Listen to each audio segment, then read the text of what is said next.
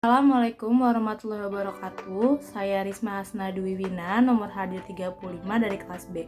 Sekarang saya akan menjelaskan tentang metode pengukuran data kuantitatif dari penelitian kelompok saya, yaitu yang berjudul pengaruh BTS sebagai brand ambassador Tokopedia terhadap brand awareness dari Tokopedia. Berikut adalah bentuk kuesioner dari penelitian kami. Nah, dari penelitian kami ini, kuesionernya itu didapat dari teori brand ambassador dan teori brand awareness. Seperti ini bentuk kuesionernya. Terdapat 9 butir pernyataan di dalam kuesioner, di mana 5 variabel pertama itu disebut dengan variabel X atau variabel dari BTS sebagai brand ambassador. Lalu 4 variabel selanjutnya itu variabel Y yang berupa brand awareness Tokopedia. Nah, alat ukur dari penelitian kami yaitu kami menggunakan skala Likert, di mana menurut Sekaran dan Buji tahun 2016, skala Likert itu adalah skala yang dirancang untuk memeriksa seberapa kuat responden setuju dengan pernyataan yang diberikan. Nah, dalam penelitian ini kami mempunyai 5 butir pernyataan setuju, yaitu dimulai dari 1, skor 1 itu sangat tidak setuju, yang kedua itu tidak setuju, yang ketiga netral, keempat setuju, yang kelima sangat setuju, seperti itu. Dan skala Likert ini menurut Sekaran dan Buji dipergunakan dan diperlakukan seperti skala interval. Makanya dalam menganalisis datanya kami menggunakan cara-cara yang memang digunakan dalam mencari pengaruh terhadap, lalu juga dalam pengukuran skala interval.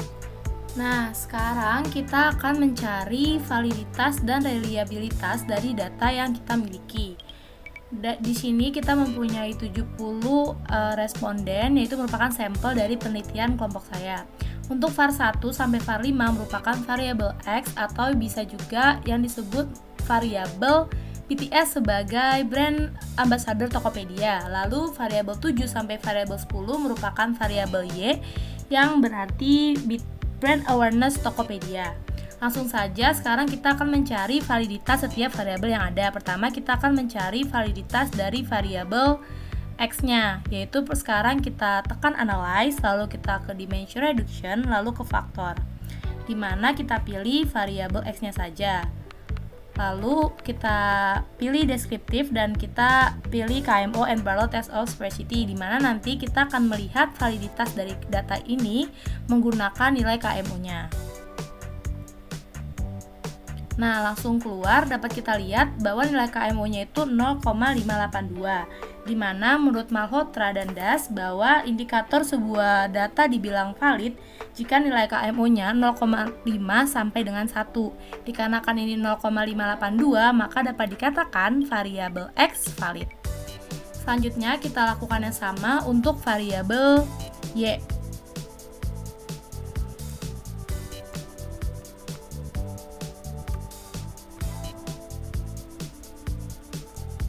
Nah, untuk variabel Y dapat kita lihat bahwa nilai KMO-nya itu 0,803, di mana sesuai indikator yang dikatakan bahwa nilai 0,5 sampai 1 dikatakan valid, dapat kita simpulkan variabel Y pada penelitian ini juga valid karena nilainya 0,803. Nah, selanjutnya kita akan mencari reliabilitas dari kedua data yang kita miliki, dari kedua variabel yang kita miliki. Pertama, kita cari lewat analyze lalu scale, reliability analysis. Kita mulai analisis dari variabel X-nya terlebih dahulu. Kita analisis menggunakan indikator Cronbach alpha, di mana menurut Sekaran dan Buji mengatakan bahwa nilai sebuah data dikatakan reliabilitas bahwa jika nilainya tidak kurang dari 0,6.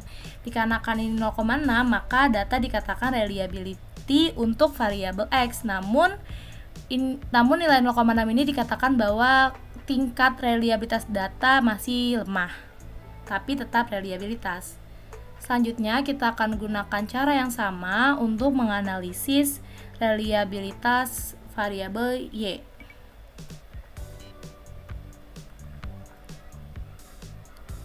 Di mana dapat kita lihat hasil dari analisisnya bahwa nilai Cronbach alpha-nya itu 0,913.